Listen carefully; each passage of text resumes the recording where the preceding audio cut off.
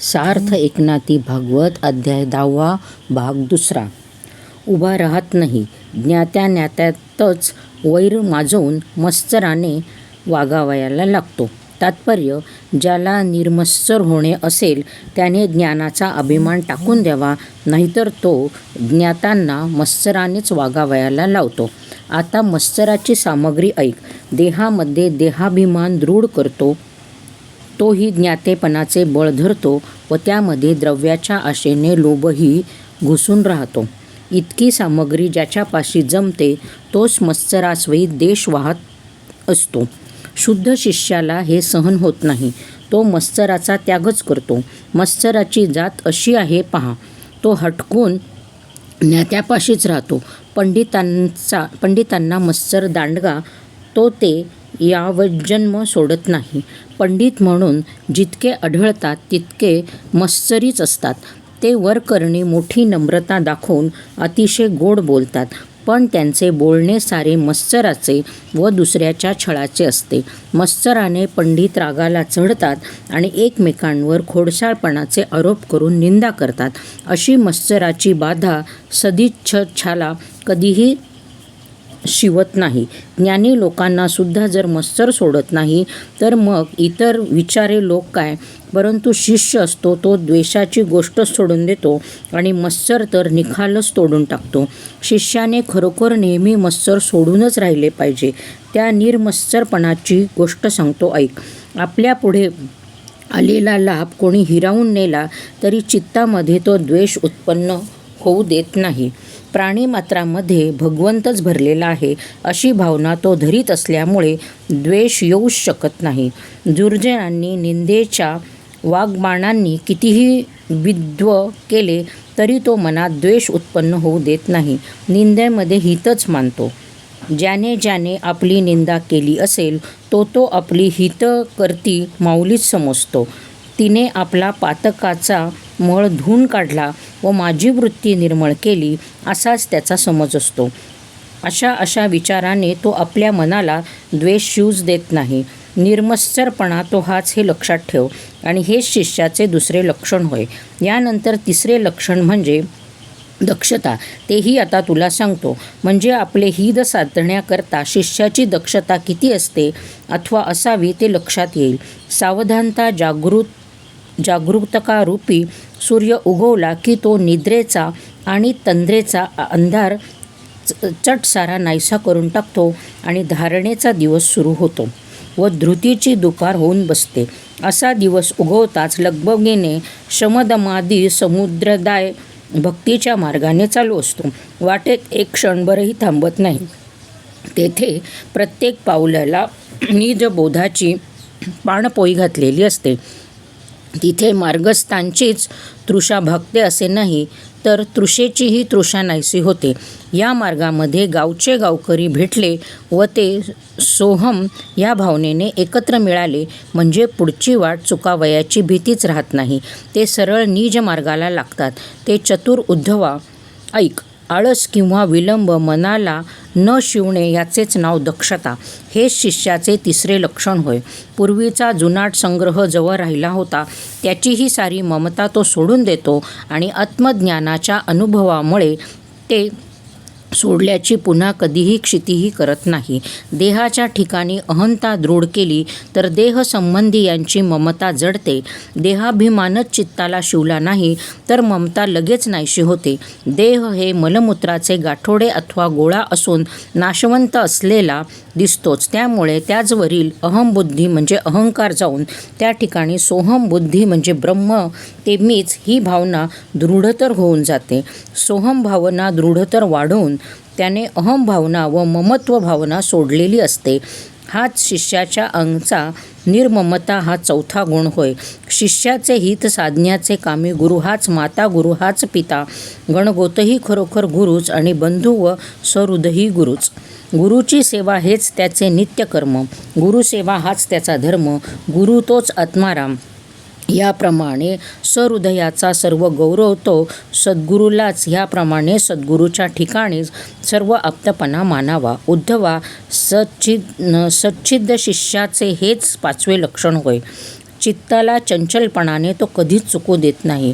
सर्व परीने सर्व काल आत्म्यामध्येच निश्चळता तो साधतो. अंग शरीर जरी चंचल झाले तरी त्याचे चित्त गुरुचरणाच्या ठिकाणी अगदी निश्चळच असते. विक्षेपाचे प्रसंग अंगावर कितीही येऊन कोसळले तरी वृत्ती गुरुचरणाच्या ठिकाणी अढळच असते. शरीर व्यापार करीत असले तरी ज्याच्या हृदयामध्ये गडबड म्हणून नाही, गुरुचरणाच्याच ठिकाणी तो थारा धरून राहतो, तोच खरा परमार्थी शिष्य होय. ज्याच्या हृदयात चंचलता असते तो स्वहित साधणारा शिष्यच नव्हे, ज्याच्या हृदयात निश्चलता असते तोच परमार्थाचा साधक होय. अशा प्रकारची निश्चलता साधून तो आपल्या खऱ्या हिताची इच्छा करतो. तोच गुरुपदेशाने क्षणार्धात परमार्थाला पात्र होतो. ज्याप्रमाणे एका दिव्याने दुसरा दिवा लावला असता लावता क्षणीच तो त्याच्यासारखाच होऊन बसतो, त्याचप्रमाणे निश्चळ वृत्तीच्या साधकाला गुरु भेटला की तो तत्काळ तद्रूप बनतो. तात्पर्य, अंतःकरणातील निश्चलपण हे शिष्याचे श्रेष्ठ लक्षण होय आणि तोच शिष्याचा 6वा गुण हे लक्षात ठेव. याचमुळे षड्विकारांचा नाश होतो. षड्विकार हे देहाला असतात, पण शिष्य देहबुद्धीला शिवतच नाही. म्हणून गुरुपदेशाप्रमाणे वागत असल्यामुळे त्याचे विकारही नाहीसे होतात. अशा प्रकारची निश्चळता साध्य करून अर्थजिज्ञासेने जो परमार्थ साधावयाला तयार होतो तोच गुरुचरणाला भजू लागतो. ज्याला अर्थाची जिज्ञासाच नाही तो गुरुच्या भजनीही लागावयाचा नाही, आणि कधी काळी भजनी लागलाच तर तो विषयाच्या लालचीने लागावयाच्या विषयाचा स्वार्थ सोडून परिपूर्ण तत्वार्थ जगण्यासाठीच परमार्थाच्या भजनी लागणे. त्याचे नाव जिज्ञासता.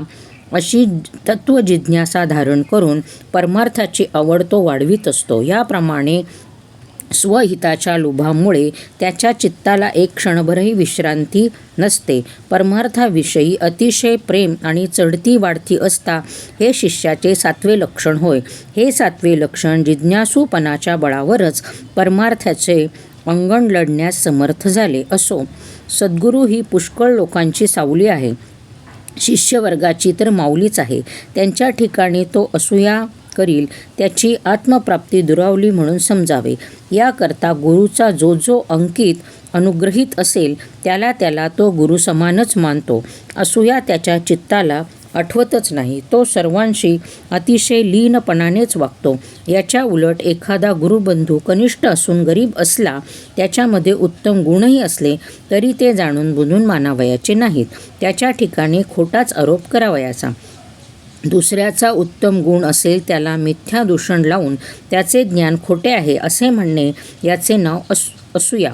प्रत्यक्ष भेट झाली म्हणजे त्याच्या गुणांचे स्तुतिस्तोत्र गावयाचे, नम्रत्वाने पाय धरावयाचे, पण लागलीच पाठीमागे त्याची छळना निंदा करावयाची. या साऱ्यांचे नाव असूया. सच्चिशाचे वर्तन या विषयामध्ये अगदी शुद्ध असते. तो आपल्या असूयेचा विटाळ होऊ देत नाही. उत्तम असतो, मध्यम असो की अगदी प्राकृत साधारण असो, त्या सर्वांना तो वंदनच करतो. छळ करणे त्याला माहीतच नसते. गुरुने सर्वत्र ब्रह्मभावना धरावयाला शिकवलेले असते. त्यावर निरंतर लक्ष ठेवून तो सर्वांना समभावानेच वंदन करतो. छळ करावयाचे त्याला कधी माहीतच नसते. याप्रमाणे हे उद्धवा, कोणत्याही प्राण्याचा छळ करण्याचे माहीत नसणे हाच शिष्याचा अनुसया नावाचा 8वा गुण होय.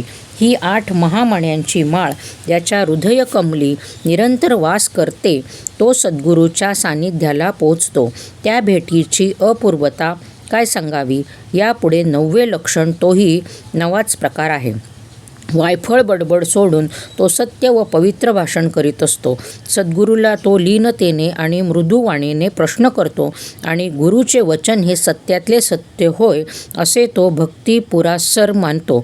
नाना प्रकारच्या युक्ती लढवणे, अनेक प्रकारची मते प्रतिपादन करून आकांड तांडव करणे, पाखंडांचे सहाय्य करून महावादाने तोंड वाजवीत बसणे, साधक बाधक युक्तीच्या साहाय्याने शब्दच्छल करणे आणि आपल्याच कोटीचा डौल मिरवणे, या गोष्टी शिष्याच्या मनातही येत नाही. सद्गुरूपुढे फाजीलपणाने बोलणे हे मोठे पाप आहे हे जाणून तो व्यर्थ बडबड सोडून देतो आणि मिथ्यावाद करीत नाही. शिष्याचे बोलणे कसे असते तर जणू काय परिपक्व झालेल्या वाणीतील अमृतच. ते प्रेमरसामध्ये घोळलेल्या शब्दांनी तो एकांतात प्रश्न करत असतो. खोडसाळ वादाची आंबट चिंबट कच्ची फळे देठांसहित पूर्वीच झडून गेलेली असतात. तो प्रांजल आणि परिपक्व असेच भाषण करतो. कपटी व मर्मभेदक भाषण करणे त्याला माहीत नसते. दुसऱ्याच्या वर्माला तो शिवत नसतो. आणखी बोलण्यामध्ये दुसऱ्याचे मन दुखवेल किंवा अधर्म वाटेल असे कधीही बोलत नाही. व्यर्थ शंका कधी घेत नाही. निंदेविषयी तर तो मुकाच असतो. मूल असो, अडाणी असो की पंडित असो, कोणत्याही लोकांना फसवायचे त्याला कळत नसते. त्याला कर्कश बोलता येत नाही. दुसऱ्याचा उपहास करणे माहीत नाही किंवा बोलताना तो कशाची आशाही धरीत नाही. केवळ निरीच्छपणाने आणि वैराग्याने तो बोलत असतो. त्याला अडीचे बोलणे माहीत नसते. शब्दछलाने कुत्सितपणाही त्याला करता येत नाही. अधिक बोलण्याचा त्याला वीट येतो. बहुधा तो मौनव्रतच धरून राहतो. त्याला वादविवाद किंवा वितंडवाद रुचत नाही. उगीच कोणाशी भाषण करणेही आवडत नाही. थट्टा विनोदही कोणाशी तो करत नाही किंवा लौकिक शब्दही तो बोलत नाही. त्याला वाकडे बोलावयाचे कधी माहीत नसते. त्याच्या भाषणात कधी कपट नसते. कोणाशी तो प्रतारणाही करीत नाही आणि तो खोटेही पण कधी बोलत नाही. मनातून तर एखाद्याचे काम करावयाचे नसते आणि हो हो म्हणून त्याला नादाला लावून तोंडघशी पाडावयाचे असेही बोलणे त्याला येत नाही. तो सदा सर्वदा हरिनामच पठण करीत असतो. पश्चिमेकडील दाराच्या फळ्या उघड्या ठेवल्या म्हणजे त्या जशा वाऱ्याने खटाखटा वाजत असतात त्याप्रमाणे तो बडबड करून व्यर्थ तोंडपिटी करीत नाही. शब्दब्रह्माविषयी संवाद करताना प्रतिपक्षाने युक्ती खोडली असता क्रोध येतो. साधकाच्या मार्गात ते मोठे विघ्न आहे हे जाणून तो शाब्दिक हुज्जत घालत बसत नाही. शब्दज्ञानाचा तो डौल मिरवीत नाही किंवा मौनही दाखवित नाही. तो आपल्या बोलण्याचा अभिमान बाळगत नाही तर निरंतर सद्गुरूचे स्मरण करीत असतो. आपल्या शब्दाने कोणाला उद्वेग आणत नाही. मुद्दाम बोलावयाची खटपट कधी करत नाही. बोलण्यामध्ये कधी आवेश दाखवत नाही. उद्वेग उत्पन्न न होईल असेच तो बोलत असतो. सत्य अत्यंत मधुर, ऐकताना आल्हादकारक आणि सर्वांना खरोखर हितकर अशी गोड अशी हरिकथा तो सांगतो. सद्गुरूची प्रार्थना करतानाही तो फारसा बोलत नाही. आत्मसुख मिळवण्याचे साधन तो एकाच शब्दात विचारतो. अशी ही शिष्याची 9 लक्षणे आहेत. ही नवखंड पृथ्वीची भूषणे होत. ती नारायणांनी कृपा करून भक्तांना दिली आहेत. या नवरत्नांनी सुंदर माळा तो सद्गुरूच्या कंठात घालील. तो तत्काळ हा हा म्हणता सायुज्य सिंहासनावर बसेल. या नवरत्नांचे पदक या शिष्याच्या हृदयावर रुळत राहील. तोच सद्गुरूचा सर्वतोपरी निश्चित विश्वासू होय. या नवरत्नांचा अभिमान गुच्छ जो सद्गुरूच्या भेटीला आणील तो स्वराज्याच्या मुकुटावर महामणी होऊन झळकत राहील.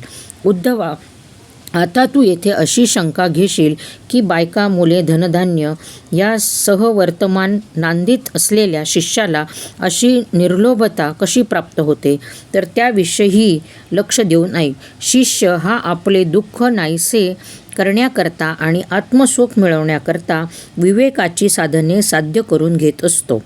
आत्मसुखाबद्दल विचार केला तर तो साऱ्या देहात सारखेच असते.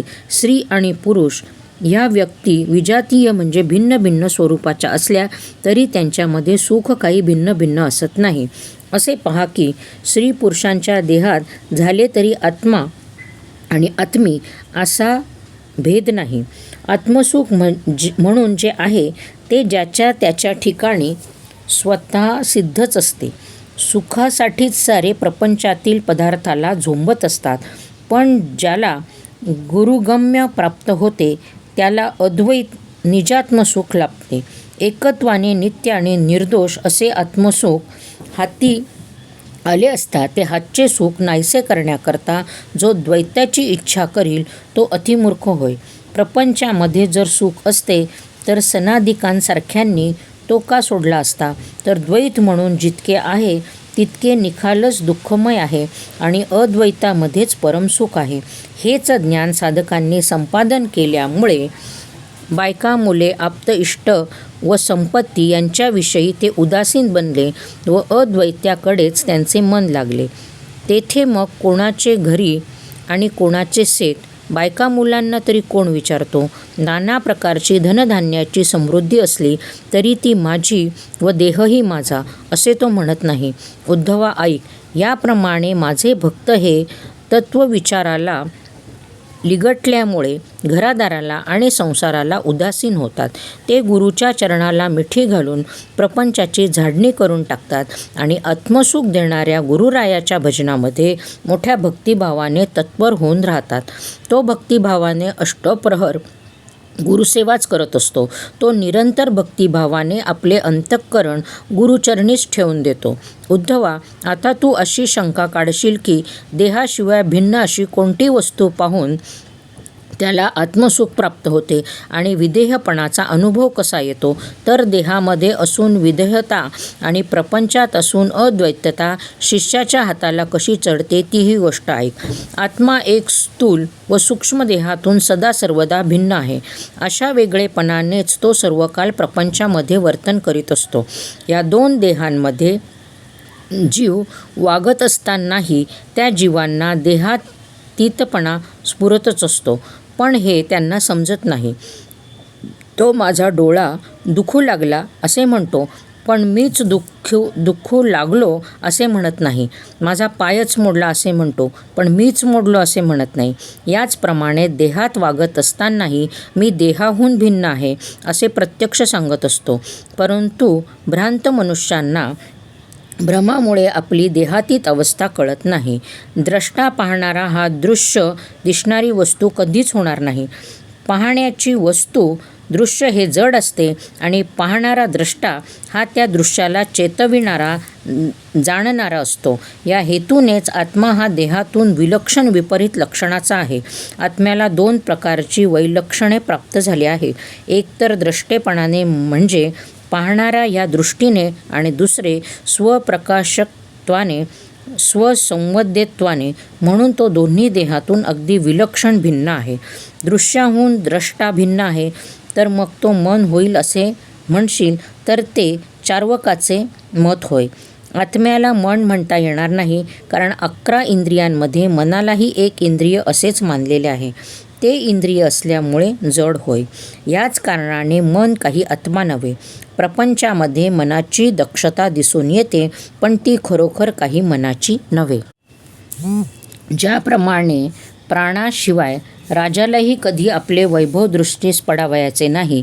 शस्त्राच्या एका घावाने लोखंडाच्या चिलखताचे तुकडे तिकडे उडवले तर ते काही शास्त्राचे सामर्थ्य नव्हे, तर ते शूराचे बळ होय. लोखंडाचा मोठा गोळा आहे, तो आगीत टाकला तर तो तप्त होऊन धडाधड ज्वाला निघू लागतात, पण ते काही लोखंडाचे सामर्थ्य नव्हे. त्या लोखंडासारखेच मन हे जड आहे.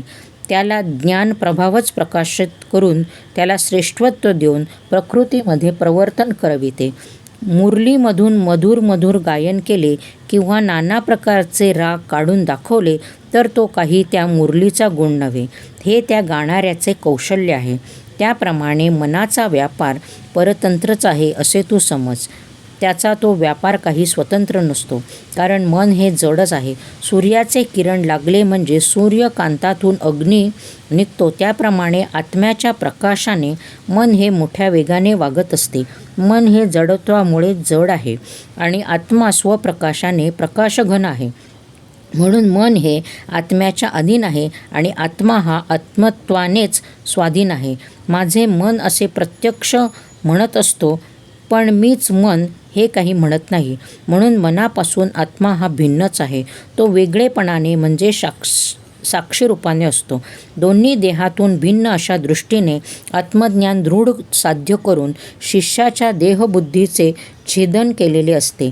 म्हणून देहात्मवादी लोक जे उपाधी सत्य आहे असे मानतात, ते खरोखर मिथ्या करून सोडतात. अर्थातच ही शुद्ध बुद्धी नव्हे. आता तू म्हणशील की मनाहून वेगळा असलेला तो आत्मा ब्रह्मदेव असेल, कारण तो सर्व देवात श्रेष्ठ असा आहे. पण हाही संशय तू मनात धरू नको. कल्पाच्या आरंभी त्या ब्रह्मदेवाला मूढपणाच होता. तो सृष्टीची उत्पत्ती करू शकला नाही, कारण त्याची बुद्धी जड होती. त्याला सावध करून मीच आत्मज्ञान दिले, तेव्हा तो ज्ञानसंपन्न होऊन सृष्टीची उत्पत्ती करू लागला. केवळ नाभिकमळामध्ये जन्मलेला ब्रह्मदेव हे माझ्या पोटचे बाळ आहे. ते माझ्या पोटावरच खेळ खेळते. तो शुद्ध आत्मा नव्हे. देवाचा जितका समुदाय आहे तितका माझ्यापासून प्रकाश मिळवणारा आहे. सर्व प्रकाशक आणि अनादि देव तो मी. स्वयंप्रकाश स्वभावी आत्मा तो मीच होय. दोन देह आणि मन याहून आत्मा अगदी भिन्न आहे. हिरण्यगर्भ म्हणजे ब्रह्मांडाचा सूक्ष्मदेह, त्याहूनही आत्मा अगदी भिन्न आहे. हे भक्तोत्तमा उद्धवा, हिरण्यगर्भ हाच परमात्मा असेही नाही, कारण हिरण्यगर्भाचाही आत्मा मी आहे. तेव्हा त्याला माफी बैमा कुठून येईल? तात्पर्य, हिरण्यगर्भाची उपासना करणे ती एक साधनरूप समजूनच करावी, पण ती माईक असल्यामुळे तिला खऱ्या आत्माचे स्वरूप यावयाचे नाही. तीच विलक्षणता ज्या योगे भक्तांच्या हाती लागेल अशा रीतीने दृष्टांत वगैरे देऊन व्यक्त करतो. अग्नी हा लाकडाप्रमाणेच राहतो, पण तो काही लाकूड होऊन राहत नाही. लाकडावर लाकडे घासावीत तेव्हा तो प्रकट होतो आणि लागलाच त्या लाकडांना जाळून टाकतो. त्याचप्रमाणे आत्माही देहातच असतो, पण तो देहच होऊन राहत नाही. तो जेव्हा ब्रह्मज्ञानाने प्रकाशतो तेव्हा तो अनायासेच देहभान जाळून टाकतो. एकाच ठिकाणी असून दाह्य पदार्थाहून दाहक भिन्न असतो, त्याप्रमाणे प्रकाशित केलेल्या वस्तूहून स्वप्रकाश हा भिन्नच असतो. अग्नीच्या दृष्टांतावरून आत्म्याचे खरे स्वरूप नितत्व आणि विभुक्त निजात्मबोधाने सिद्ध होते. काष्टाच्या योगानेच अग्नीला जन्म, नाश, नाम व रूप ही प्राप्त होतात. त्याचप्रमाणे आत्म्यालाही देहाच्या योगानेच विकारभास प्राप्त होतो. अनेक प्रकारची काष्टे एकत्र झाल्याच्या योगाने काष्टांचे गुण अग्नीच्या अंगात आलेले जगामध्ये प्रत्यक्ष दिसतात, तरी अग्नी त्यांच्या वाचून अलिप्तच असतो. लाकडावर लाकूड घासले असता अग्नी बाहेर पडतो, त्याला अग्नी उत्पन्न झाला असे म्हणतात. त्याचप्रमाणे लाकडाच्या आकाराप्रमाणे तो लहान थोरही झालेला दिसतो. अग्नी हा लाकडांच्या आकाराप्रमाणे ती कोणी वाटोळा वाकडा आहे असाही भासतो आणि त्यातील लाकडे पार जळून खाक झाली म्हणजे विस्तव नाहीसा झाला असे म्हणतात. त्याप्रमाणे अजन्मा, शाश्वत व अव्यय असा तो आत्मा, त्याला देहाचेच आकार, विकार, जन्म, नाश इत्यादी स्वभाव संबंध मिथ्याच लावतात. अग्नीच्या दृष्टांताने हे समजून दिले ते उद्धवाच्या मनाला कदाचित पटणार नाही, म्हणून श्रीकृष्णांनी तेच निरूपण सांगण्यास आरंभ केला. ते म्हणाले, उद्धवा, यावर तू असे म्हणशील की अग्नीचा आणि काष्टांचा संयोग ही मूळचीच सिद्ध योग आहे, तेव्हा लाकडाचा धर्म अग्नीला लागतो, ही गोष्ट मला मान्य आहे. परंतु आत्मा हा मूळचाच नित्यसिद्ध आणि अविकारी असा आहे. तो स्वतः गगनाला सुद्धा स्पर्श करत नाही. मग त्याला देहाचा संग कसा लागेल आणि त्याच्या योगाने तो विकारयुक्त कसा होईल? आत्म्याला देहाचा संग असतो हे बोलणेच मुळी खोटे आहे. हे कधी न घडणारेही जर घडेल तर तो देहबुद्धीत सापडेल, आणि जो देहबुद्धीत सापडला तो शुद्ध देहधारीच झाला. मग त्याचकडून देहबुद्धीचा त्याग कसा घडणार असा संशय उत्पन्न होतो. श्रीकृष्ण उद्धवाला म्हणाले, अशी शंका कदाचित तू घेशील, याकरता तू मनाच्याही मनात मन घालून त्याचा विचार ऐक. हे जगश्रेष्ठ भक्ता, ही गोष्ट केवळ शब्दचातुर्याने हाताला चढण्यासारखी नाही. ही माझी गुप्तातली गोष्ट आहे, ती केवळ तुला म्हणूनच सांगतो. उद्धव ऐक.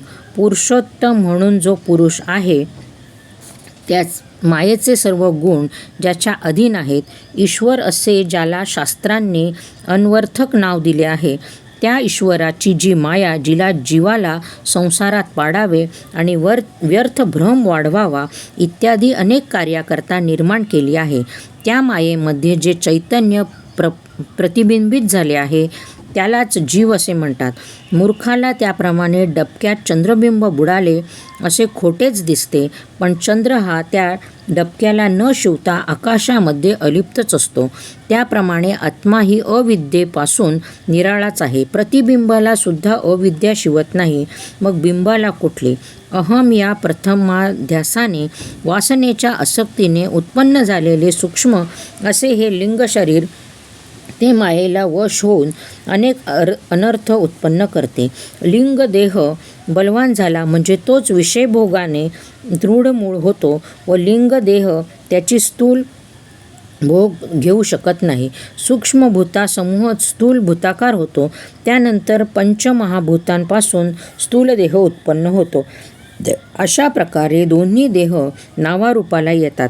अशा या दोन्ही देहामध्ये वागताना जीवाला देहबुद्धी दृढतर होऊन राहते. त्यामुळे अहम ममता वाढते आणि खरोखर मी कोण हे तो विसरूनच जातो. आत्मसुखाची गोडी कळत नाही.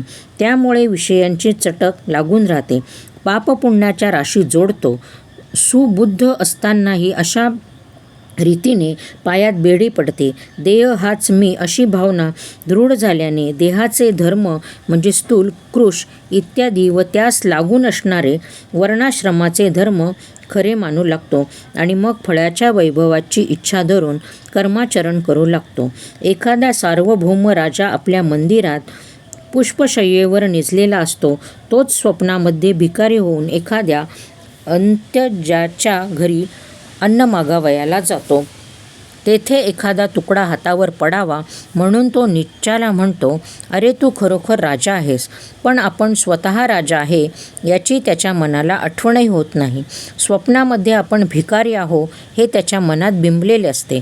त्याचप्रमाणे आपली निजात्मता विसरून जाऊन तो देवांना आणि देवतांना फळे मागू लागतो. पण खरोखरच देवांनाही देव आपण आहे हे त्याला मुळीच आठवत नाही. त्या स्वप्नाच्या अध्यासामुळे तो राजा मी भिकारी असे ओरडत असतो. ते ऐकून जवळच्या सेवकांना हसे येते आणि ते म्हणतात, राजेसाहेब स्वप्नात बडबडत आहेत. त्याला गाढ व बेशुद्ध अवस्थेने घेरलेले असते. झोपेच्या भरात सारे अंग गडाबडा लोळत असते. ते नागवे आहे का उघडे आहे याचीही त्याला शुद्धी नसते. झोपेमध्ये तो घोरत असतो. त्याला पुरोहित येऊन थापटतो तेव्हा विस्मय पाहून जागा होतो व नागवेपणा झाकण्याकरता अंगावरती वस्त्र घेतो.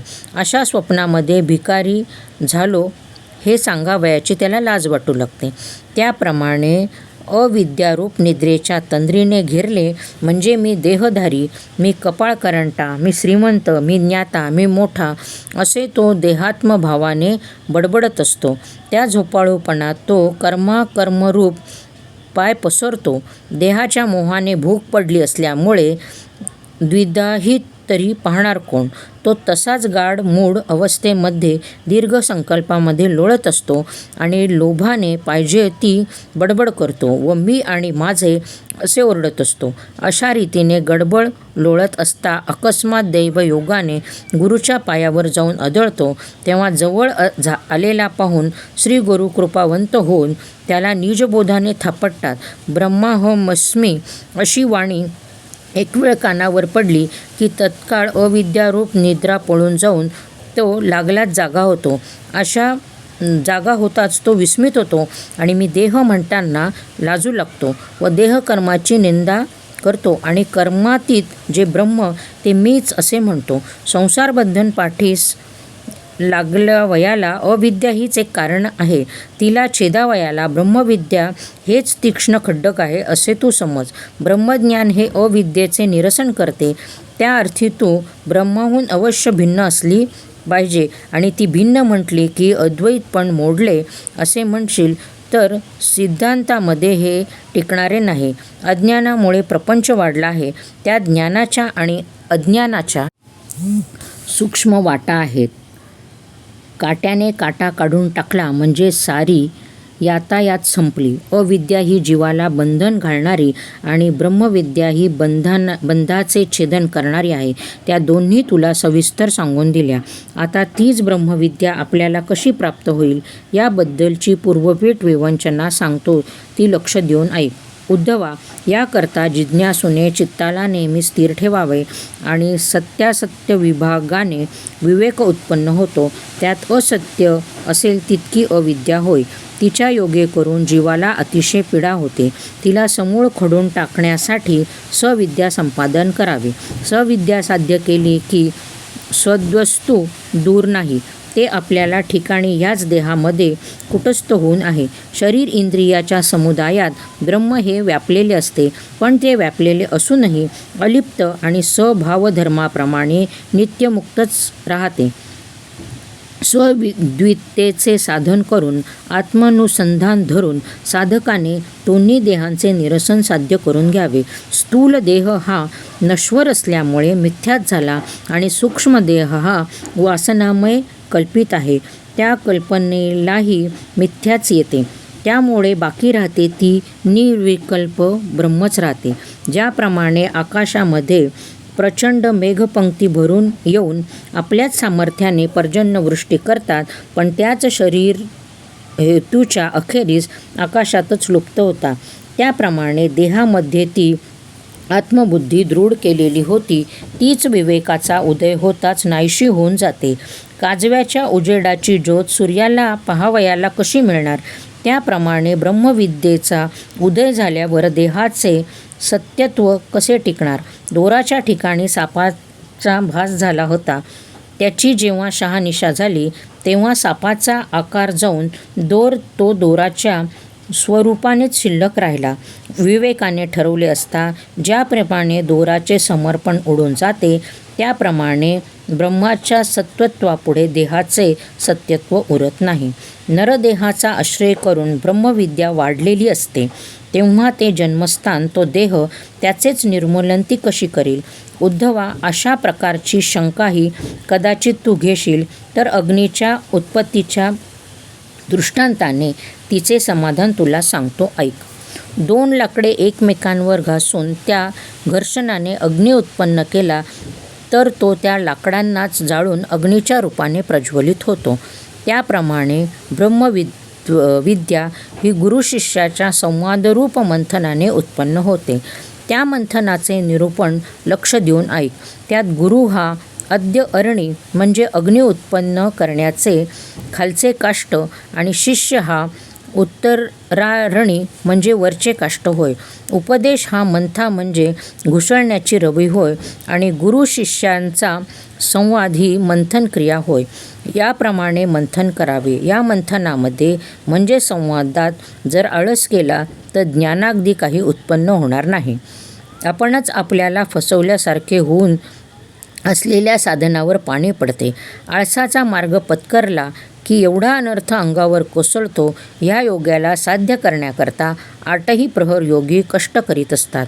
आपल्या हितासाठी जागृती ठेवून गुरुवचनावर विश्वास धरून एकसारखे मंथन करीत राहावे, तेव्हाच ब्रह्मज्ञान प्रकट होते. हे ब्रह्मज्ञान एकदा प्रकट झाले की देहाचे भान उरूच देत नाही. दृश्य, द्रष्टा आणि दर्शन हे सारे तात्काळ ग्रासूनच टाकते.